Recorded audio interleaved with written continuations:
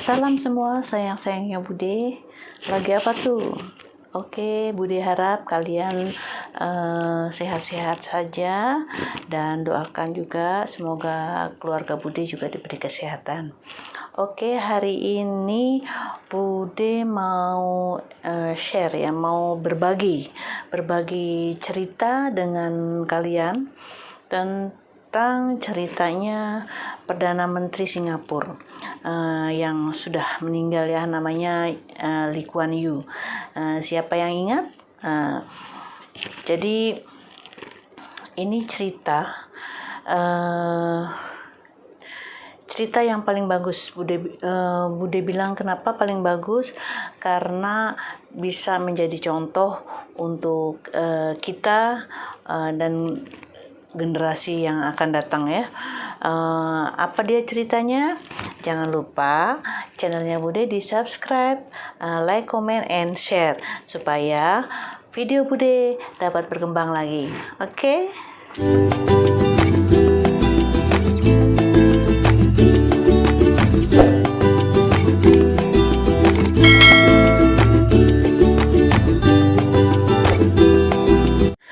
Ada satu cerita, mungkin banyak di antara kalian yang belum mendengar cerita ini atau membaca cerita ini. Jadi Bude up lagi, Bude ketengahkan lagi. Ceritanya bagus sekali ya. Jadi gini, Perdana Menteri Singapura, kita sebut aja Mr. Lee ya. Kita panggil aja Mr. Lee.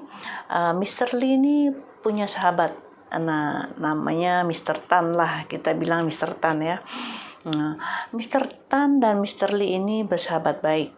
Jadi dalam keseharian, dalam bisnis semua mereka seringkali bekerja sama, karena dua orang ini ya pandai gitu ya. Mr. Lee juga pandai, Mr. Tan juga pandai, baik dalam bisnis, politik, dan lain sebagainya gitu ya.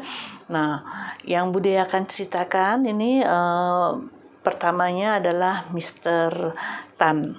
Jadi Mr. Tan ini seorang bisnismen yang sudah sudah sukses ya. Jadi apa aja dia bisa mendapatkan dengan mudah. Jadi dia punya penghasilan itu tidak bisa habis dimakan 7 keturunan. Istilahnya begitulah. Jadi karena saking kayanya gitu ya, apa semuanya dia bisa miliki. Jadi satu hari itu Mr. Tan ini merasa bahwa dirinya itu sudah cukup, apa yang diberikan, apa yang dia miliki semua sudah cukup. Jadi dia berpikir, apalagi sih gitu ya, apalagi yang aku inginkan gitu, semua sudah aku miliki, dan harta yang aku miliki ini juga akan aku berikan kepada anak-anakku sebagai warisan gitu. Jadi satu hari itu dia panggillah anak-anaknya Mr. Tan ini ya. Mr. Tan panggil anak-anaknya. Jadi dia berniat untuk membagikan harta warisannya sebelum dia tutup usia gitu ya, karena dia mengingat umur dia sudah tua gitu ya. Jadi sebaiknya dia akan berikan harta warisan itu ketika dia masih hidup. Dia nggak mau nanti berebut gitu ya. Itu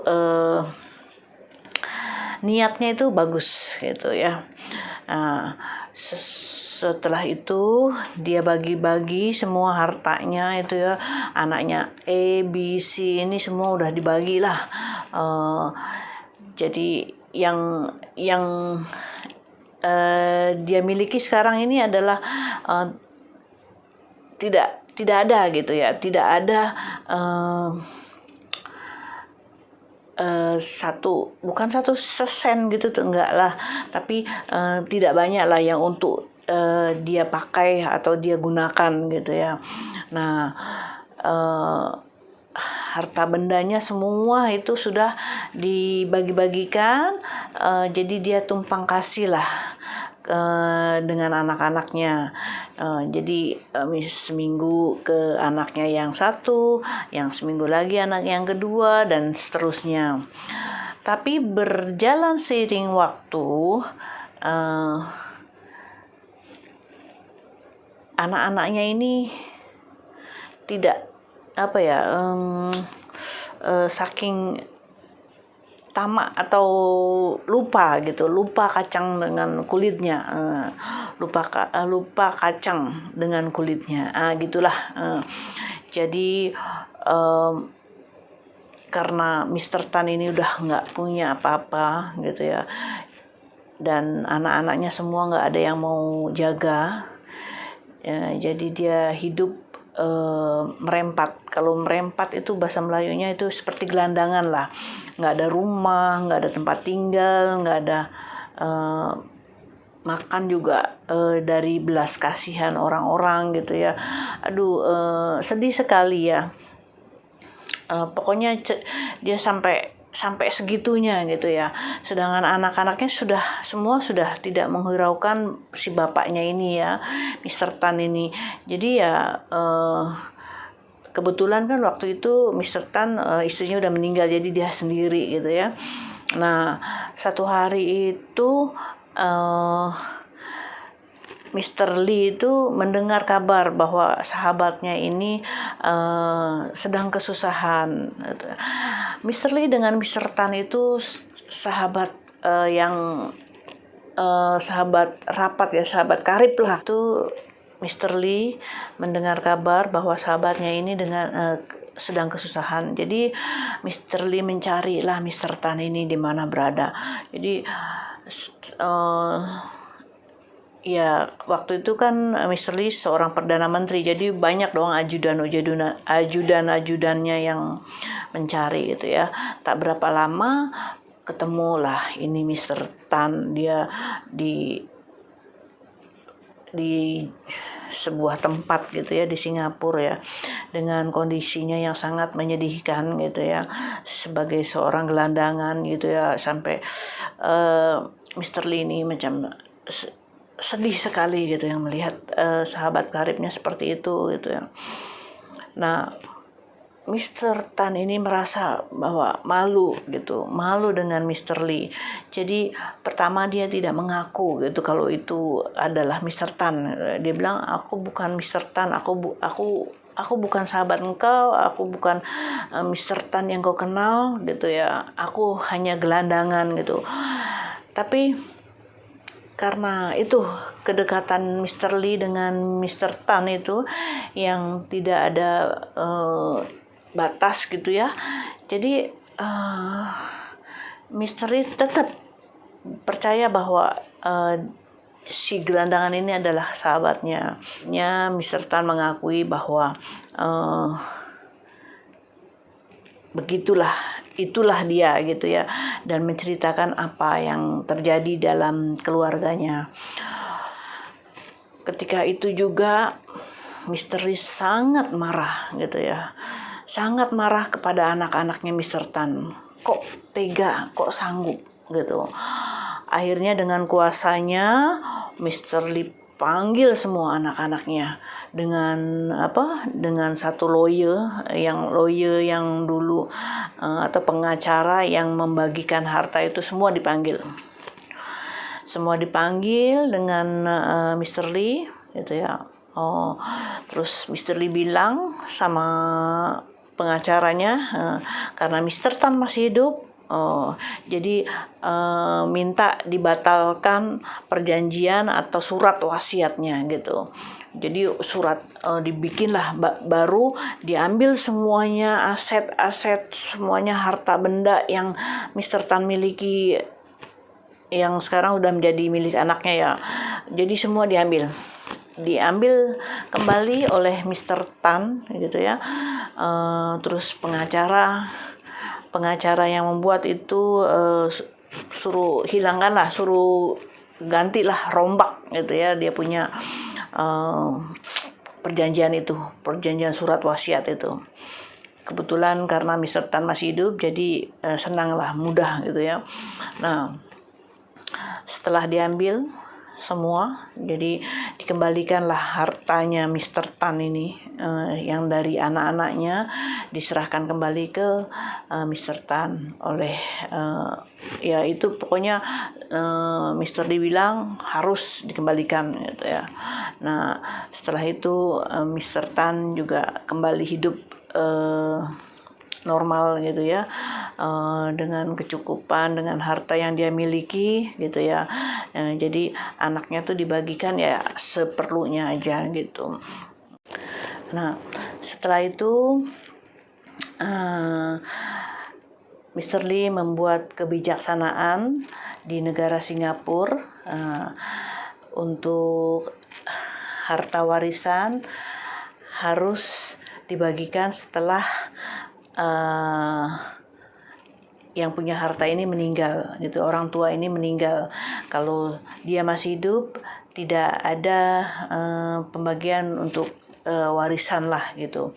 Dan yang kedua, kebijaksanaan Mr. Lee untuk warga Singapura, untuk lansia ya,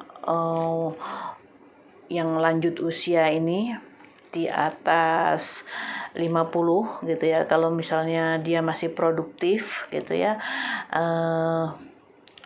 dia juga berhak untuk mendapat pekerjaan.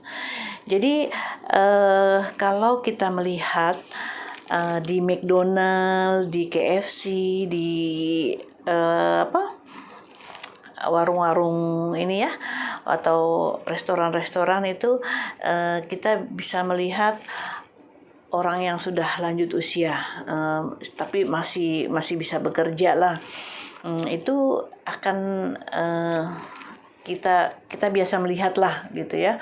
Maksud Bude kayak di McDonald gitu kan, yang ngambil order itu kita sering melihat itu yang nenek-nenek atau kakek-kakek gitu ya yang masih produktif, dia biasa bekerja. Jadi kenapa kebijaksanaan ini diambil? Karena Mr. Lee tidak mau warganya yang sudah tua nggak ada pekerjaan, terus mungkin anaknya juga nggak kasih nafkah gitu ya, dan menekan adanya gelandangan. Kalau di Singapura itu gelandangan itu susah gitu ya. Jadi biasanya pemerintah akan nangkepin gitu gelandangan yang tidur di bawah-bawah blok atau di pinggir-pinggir warung gitu. Pasti ada badan sendiri yang akan menangkap atau nanti akan ditempatkan mungkin di rumah-rumah orang tua atau di rumah sewa gitu. Kalau masih bisa bekerja, dia akan ditempatkan di rumah sewa. Rumah sewa ya, di sini di Singapura ada rumah sewa untuk orang-orang tua gitu ya. Mungkin sebulan dari $30 sampai $75 gitu ya. Tergantung pendapatan mereka. Jadi itu satu pelajaran yang bisa kita ambil hikmahnya atau positifnya, bahwa walaupun kita sudah lanjut usia, kalau kita masih produktif, kita berhak untuk bekerja. Kalau harus jangan malas gitu ya. Di Singapura tuh harus rajin gitu. Kita nggak boleh malas-malas. Kalau kita malas-malas, kita nggak bisa makan di sini ya. Sedangkan kita ke WC aja bayar gitu ya. Apalagi kita mau makan. Kalau mau makan, oke, kita kalau pikir makan satu hari 2 kali. Siang sekarang makanan nggak ada yang, ya jarang sekali yang $4, 4,5 gitu, jarang. Kebanyakan adalah kalau nasi aja $5 ke atas. Nasi dengan lauk tuh ya mungkin $7.50 gitu ya. Kalau itu yang biasa. Kalau yang mau sederhana nasi lemak $5. Kalau 2 kali udah $10. Kalau kita nggak bekerja bagaimana gitu? Kalau satu hari untuk satu orang $10. Kalau 30 hari udah $300. Jadi kita harus bekerja, harus menghidupi, mencari nafkah. Banyak sini, makanya untuk orang-orang tua ada pekerjaan, mungkin dia yang paling gampang bungkus-bungkus sayur atau bungkus-bungkus ikan, bungkus-bungkus daging, dan itulah karena Mister ini takut warganya itu akan malas bekerja, terus menyusahkan kan kalau kita tidak ada pekerjaan, ada keluarga kan, kasihan. Jadi itu kebijaksanaan yang dikeluarkan Mr. Lee dengan cerita kawannya tersebut. Pokoknya dari cerita itu ya betul-betul Mr. Lee itu apa ya, menyesalkan lah gitu, kenapa anak-anaknya tuh seperti itu gitu. Tapi Mr. Tan berpikir dia nggak mau nanti berebut harta gitu. Kalau dia udah meninggal, berebut harta. Itu yang Mr. Tan pikirkan gitu ya. Tapi pada kenyataannya sebelum dia meninggal, anak-anaknya sudah tidak memperdulikan dia lagi, dan dia harus hidup pernah hidup gelandangan gitu ya. Dan cerita ini sebetulnya bukan rahasia umum lagi. Jadi ini adalah semangat bagi kaum muda gitu ya, untuk terus bekerja, mencari nafkah gitu ya. Jangan sampai kita menjadi gelandangan, karena di Singapura juga keras gitu ya. Jadi kita harus terus bekerja. Dan satu lagi yang Bude selalu menjadi pedoman ya dari Mr. Lee ini adalah, jadi ada itu kata-kata Mr. Lee Kuan Yew gitu ya, yang selalu Bude jadikan pegangan, yaitu bekerja sampai mati. Bekerja sampai mati berarti selagi kita bisa bekerja, kita bekerja.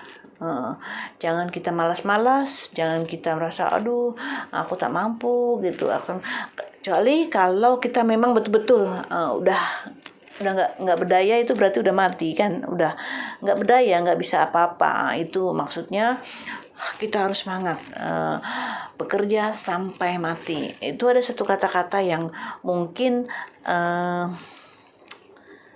banyak orang tidak membaca gitu ya, tapi Bude selalu berpegang teguh dari itu. Jadi waktu Bude sakit gitu ya, semangat Bude untuk sembuh itu alhamdulillah lah,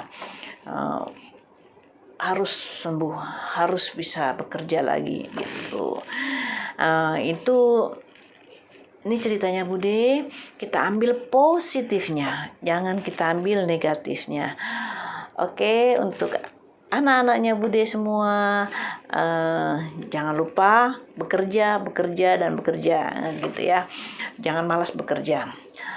Oke, Bude rasa sharingnya Bude itu aja kali ini.